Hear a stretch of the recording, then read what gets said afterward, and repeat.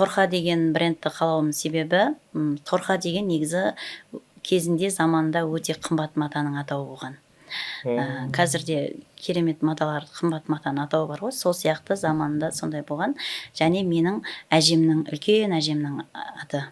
Ол кісі өте тақуа кісі болған. Сол замандарда андай намаз оқуға, иман келтіруге қарсы болған ғой, енді ол Советский Союз кезде.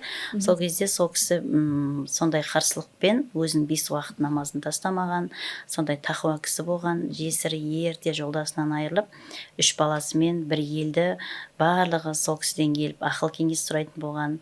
Бір сол елдің несі болғанда, бір ауылдың сондай жаңағы не деп айтам, бір сондай әулие кісісі болған. Жалпы әжем сондай тақуа кісі болған. Сосын осы кәсіпті бастаған кезде қандай бренд қоям, қалай атау берем деп біраз ойландым.